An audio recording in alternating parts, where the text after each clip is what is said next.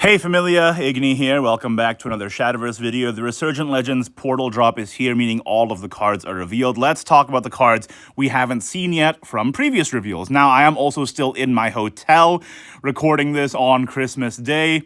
The release timing is wild, but the show must go on. Forest Eater, accelerate 1, draw a card, ward, fanfare, summon a Forest Eater, deal 5 damage to all enemy followers. The accelerate 1 is fantastic and will be played in pretty much anything.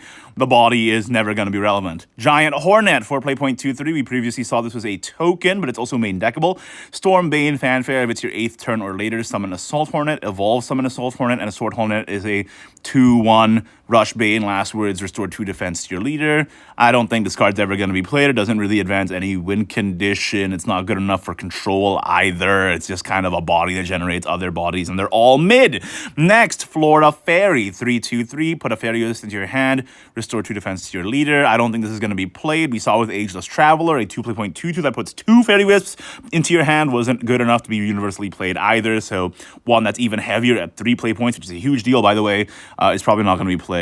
So Prism Butterfly, 1/1/1, Bane, fanfare, enhance 5, summon Prism Butterfly, evolve all unevolved allied Prism Butterflies. It's kind of like Treasure Fly 2, and will not be played. Doesn't really advance any win condition, and you can easily get evolves for your Ardia anyway with Fairy. Fun fact, you don't need to play Prism Butterfly. Next, Brave Fairy Knight, 2/3/1, rush, fanfare, put 2 fairies into your hand, enhance 7, summon them instead. Give them and this follower +1/+1 and Storm. In Castel, this is a rush body on 2 that generates 2 fairies for you, which is alright.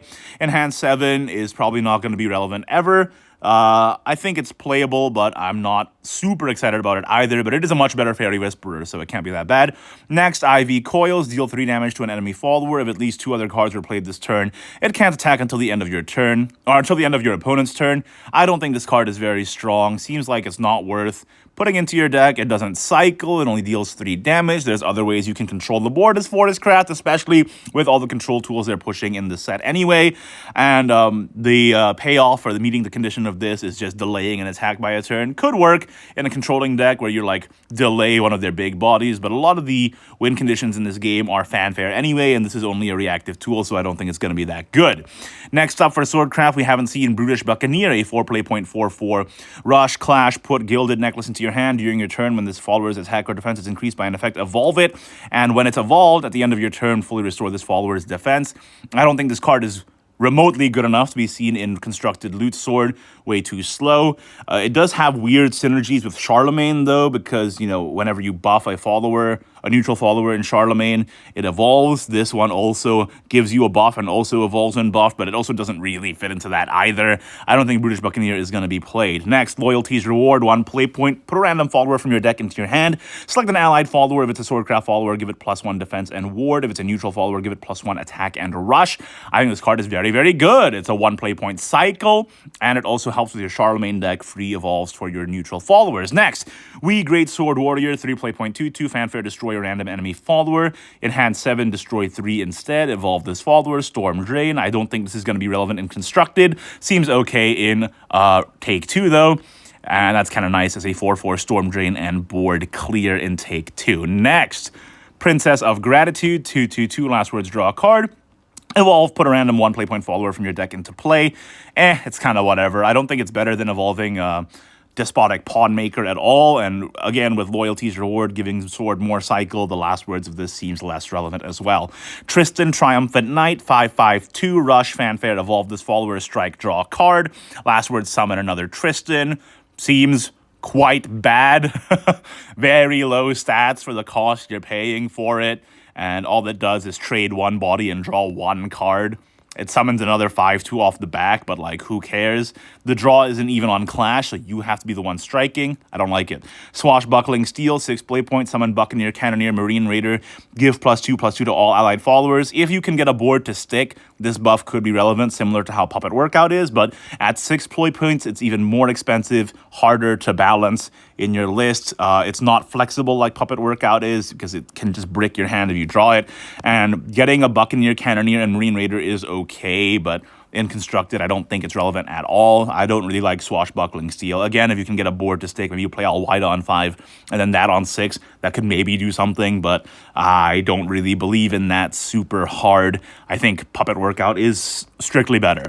Next up for Runecraft, we have Sloth's Command. Select the follower and play. It can attack until the end of your opponent's turn. Draw a card. It's alright. It's kind of like Greater Will. Could be played in Spell Boost. Next up, we have Mr. Bertrand, School Magus. Accelerate 1, put a Mysterian Circle into your hand, change its cost to 1. Ward, Fanfare, put 2 different random Mysteria cards, excluding Bertrand, from your deck into your hand, then deal X damage to all enemy followers. X equals the number of Mysteria cards in your hand. On 6, it's a little heavy, but it is a 2-draw plus board clear, so if you're setting up for a turn 7 Super Blast turn with your Wormist, Black Worm into Ginger, then playing turn 6 to make sure you draw your pieces could be good. But I think mostly you're playing this for the Accelerate 1 because it gives you 2 Mysteria procs and 2 spell procs as well. So it's relevant for both Mysteria and Spell Boost. And that way you can make your Mysterian Tome cheaper. You can activate all the other effects that require you playing multiple Mysteria cards, including Ginger herself. And again, it's also 2 one-play point spells for 1 slot in the deck. So I think it's also relevant in Spell Boost. So pretty good card. Next, Wild Magic. 4 play point, deal 3 damage to all enemy followers, draw a card, Spell Boost, deal 1 more. I don't think this is very relevant. It's too expensive. It never gets reduced cost. It's always going to cost 4. Too expensive for Spell Boost Rune. Next, Summoning Disaster. Now, as you know, Earthright does lose Astrological Sorcerer, so instead we get summon a Clay Golem and Magic Sediment for 2 play points, which is mid. Enhanced 4, you can summon a Chimera instead of Clay Golem, which has Ward and can't be destroyed by effects. And on 7, instead of summoning a Magic Sediment, you summon an Eldritch Demon, which has Storm and restoring 3 defense to itself, which is meh. I think the Enhanced 4 and Enhanced 7 are kind of meh, and the 2 play point cost is also mid compared to what you're losing. I don't think it's a suitable substitute, but you know, I guess that's good because we don't really want to improve the power of dirt at this point, so fair enough. Pretty mid card. Not a huge fan. Next up for Dragoncraft, we have Lowly Dragon. It's a 10 play point 7/7 with Accelerate 2, deal 3 damage to an enemy follower, draw a card. Fanfare, deal 7 damage to all enemies, draw a card. So Astro Celestial Worm God.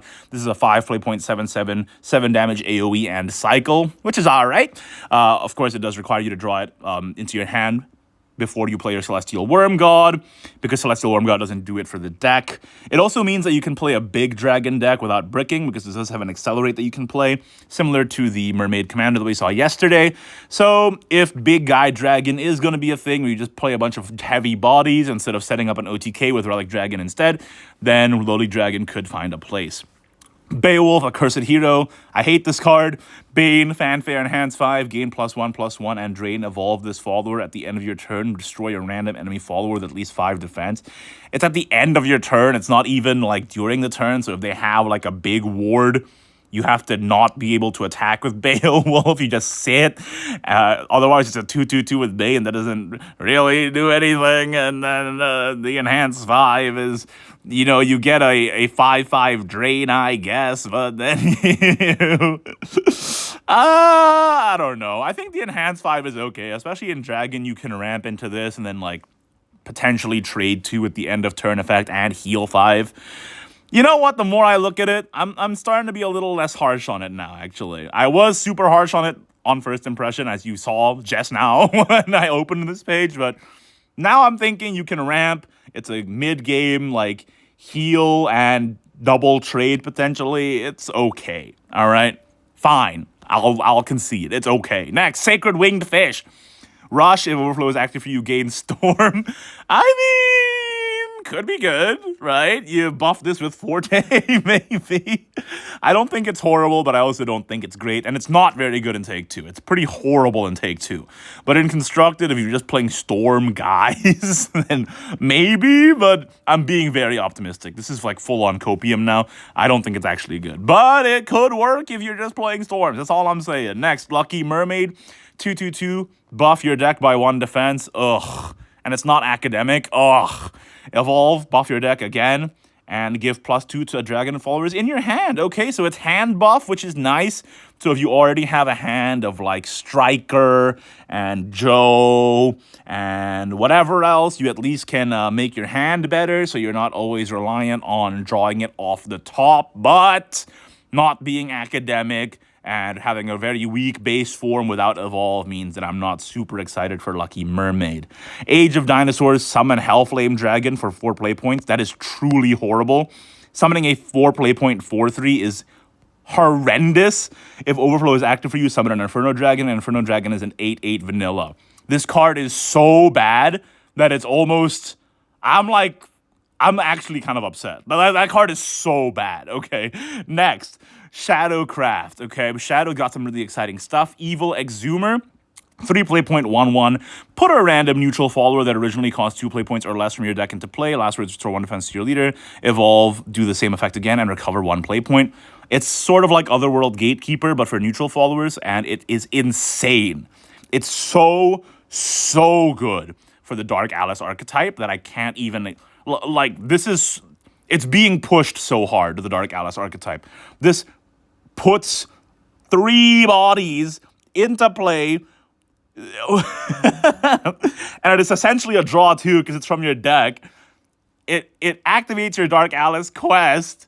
It only costs 2 to do it. Is ridiculous. Insanely good card. Next, we have Loot, Vengeful Necromancer, 7 play point 3/3, fanfare, summon 2 ghosts, Necromancy 6, gain +3/+3, and ward, and deal 6 damage to an enemy follower whenever an allied ghost comes into play, evolve it. Seems incredibly bad. I mean, Ghost is dead in the water with the rotation of Masquerade Ghost. Loot is not going to do it, especially since it competes on the same slot as Ghastly Banishment. No shot. I think there's no shot, Loot. Like, adding Ghost support, even with Masquerade going, I understand. Putting it in the same slot as Ghastly Banishment, so you can't even turn 6 Loot into turn 7 Ghastly Banishment, that's so rough. Next up, Ghoul Wielder. It's a fanfare, put a ghost into your hand, give Bane to all ghosts in your hand. In hand 6, put 3 into your hand instead, and change the cost of all ghosts to 0. For 3 play points, it seems really slow. I mean, getting Bane with Ghost is nice against, like, Golem Lord, so that's a thing. The Enhanced 6, so you can play this before your Ghastly Banishment turn. Only 3 Ghosts, though. It's just +1 or +2 count to your Ghastly Banishment, and all you get is a 3/3 body. Although, to be fair, the Ghosts do end up being able to clear. But honestly, like, this is just copium, dude. Like, without Masquerade Ghost, I'm pretty sure this archetype is dead in the water. It's just so fewer banishes for your banishment that I don't think there's any way Ghost is going to be good. Fangs in the Mirror, Enhance 5, evolve this follower, summon an enemy Fangs in the Mirror. Last words, deal 3 damage to all allies. Okay, so you summon an enemy one, and then you kill it to make their board cleared. And on evolve, it doesn't have that last words anymore, and deal 3 damage to the enemy follower on follower strike. So you summon this and kill itself for a board clear. Meh.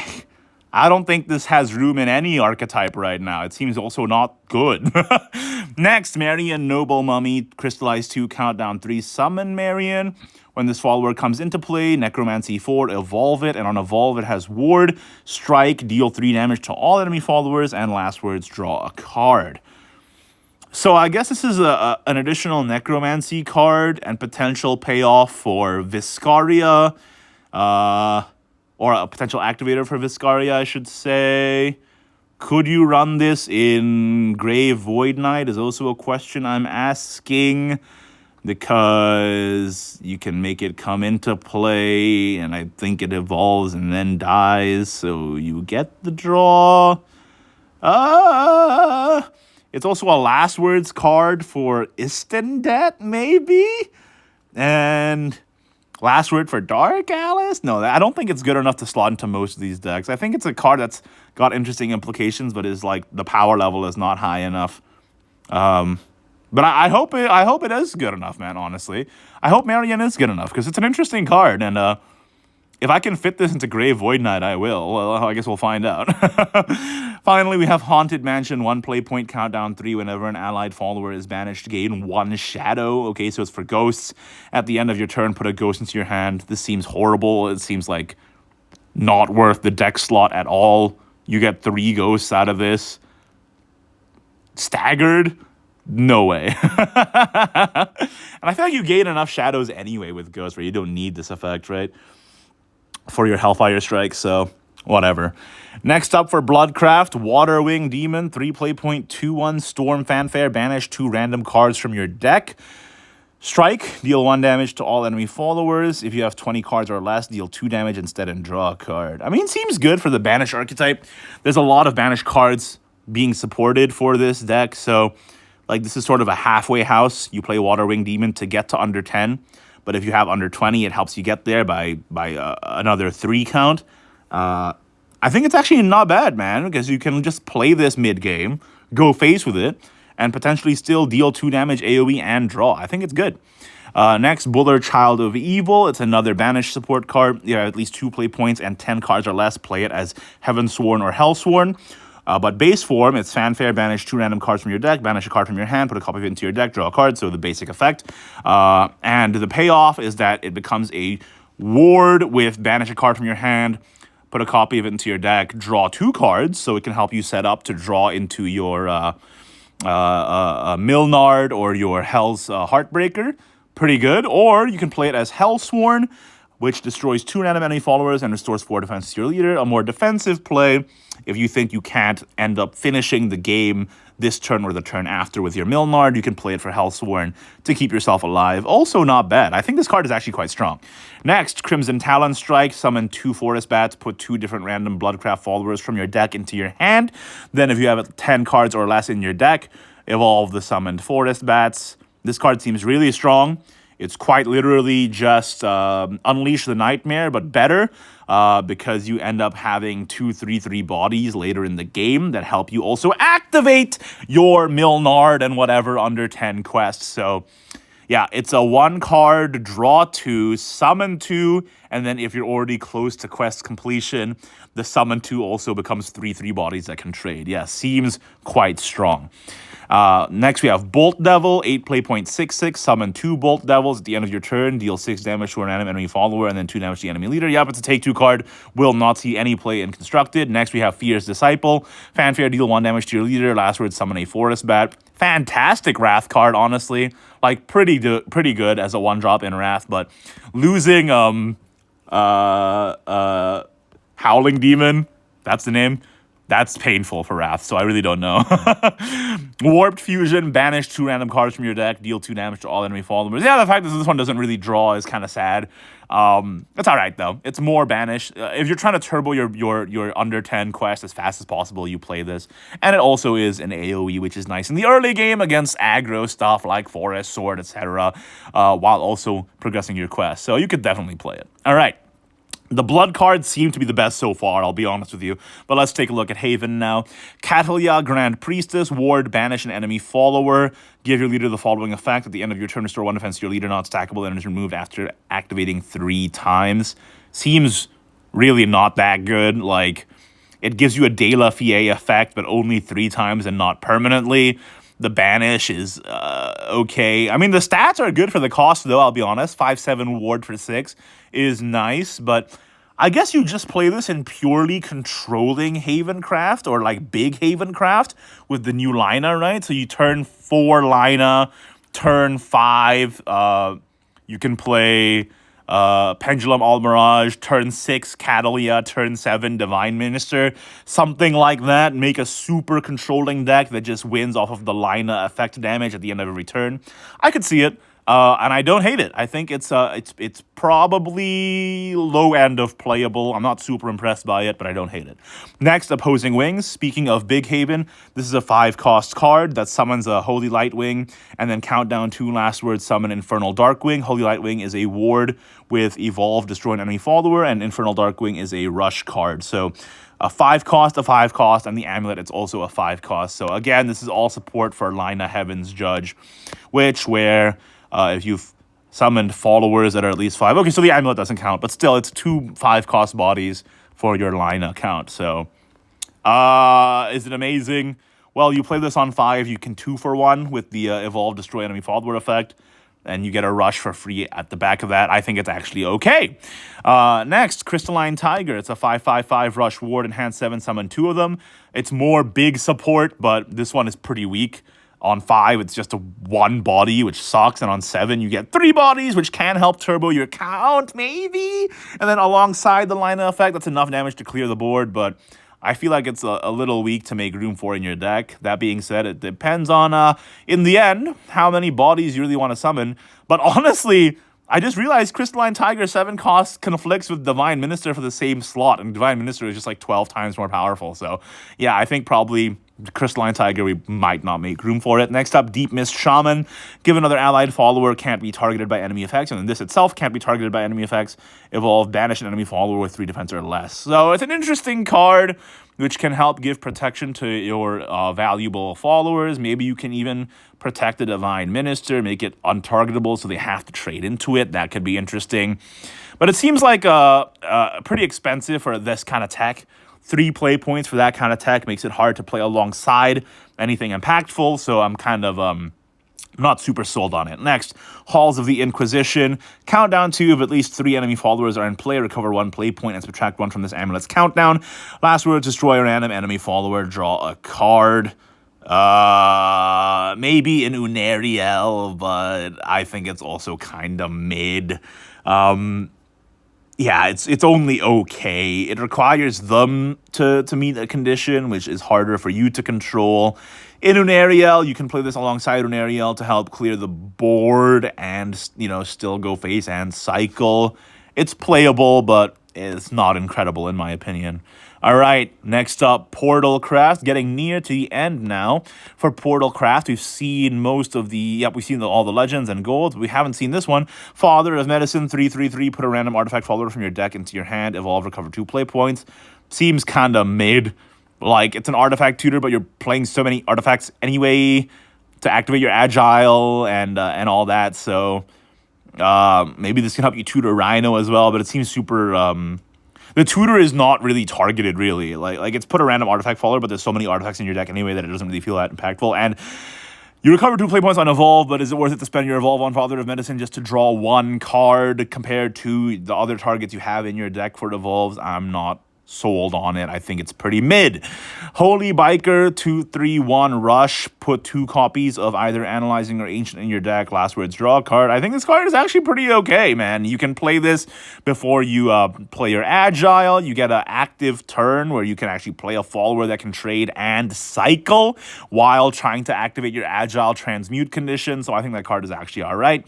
Inez apparently gets an alt art. That's cool. Next up is Puppets Play, 1/1/1 with a horrifying card art here. Enhance 6, summon 2 of these, give rush to all of them, and they all have Bane. Last words, put Puppet into your hand. Okay, the Enhance 6, I think, makes this a very interesting take 2 card, maybe, but in Constructed, I'm not sure if this is really worth it just for the Puppet. Puppet doesn't have that much support in this set anyway, other than Eon Destiny's Hand, which you can even play outside of Puppet. You can play this with other decks too, like with Artifact. You can play Eon, you could possibly fit it in, honestly. I don't think this is enough support for Puppet to be real, and it's also not that good. So it's a 1-drop that gives you a Puppet on last words, which is worse than Fairy Marionette, I think. But hey, take 2 card, I guess. Next, Mia Winged Puppet, 3/3/3. Speaking of puppets, put a puppet and enhanced puppet into your hand. If at least 10 allied followers have been destroyed this match, evolve this follower. Okay, so it has synergy with the Lyolf Marionette quest condition. When this follower evolves, restore X defense to your leader. X equals the number of puppets in your hand. Wow, okay. Interesting. So you can fill your hand with puppets, play this for 3, heal up your follower or your leader by a lot if you generated a lot of puppets. I think it's a okay to good card, again, in an archetype that will not really exist in any meaningful form. That's the problem. Hall of Monoliths, 4 play point spell. Put 2 random Portalcraft followers that cost 2 play points or less from your deck into play. Give all allied followers rush. Okay, this card is interesting. Now, the problem is, while you do shuffle a lot of low-cost, heavily impactful artifacts into your deck, like 1 play point Radiance, 1 play point Mystics, etc., from the artifact shufflers that we got in a previous set, the fact is that Hall of Monoliths can also pull your important fanfares that you want to have in your hand, like, you know, like Agile himself, like Holy Biker, like Evamia, you know? So I think Hall of Monoliths has interesting implications, but it's just so inconsistent because it's specifically random portal followers and not random artifact followers. If it was artifacts, this card would be amazing, I think. But because it's portal followers, it could pull like the delta between pulling like an amazing 1-cost artifact from your deck, you know, that's incredible compared to pulling like a 2/2 body that you wanted the fanfare of, which is horrible. So I don't know. I think it's too inconsistent to see play. And we already looked at reboot button. Okay, that's the Portalcraft stuff. Let's take a look at the neutrals. And then we'll be done here. If you can tell, I'm kind of speeding through this because my family will be getting back soon to the hotel. So I gotta finish this. Okay, so Relic Hunter, Crystallize 2, Countdown 2, Fanfare Last Words, draw a card. Okay, that's pretty good for Unariel or Crystallize as well. Well, Crystallize not really a thing because Diamond Master rotates out, right? But like for Unariel, this is a potential amulet for that, which I think is totally fine. Also works for Seraphs of the True Key support. So an okay card for archetypes that I don't think are very good. It also has a main body, Rush, Fanfare, Last Words, draw a card. That main body sucks. Okay, next. Altaya, Angel of Judgment. Change a non-neutral follower in play into a neutral follower. Follower strike if the enemy follower is neutral, destroy it. Okay, so you can change an enemy follower to get a free trade, or you can just play this in Shadow, change one of your Shadow Last Words into a neutral, and activate even further or faster your Dark Alice condition. I think this card is actually pretty all right. Next up, we have Aldous Stylish Saint, which is a Last Words, deal X damage to an enemy follower. X equals his follower's attack.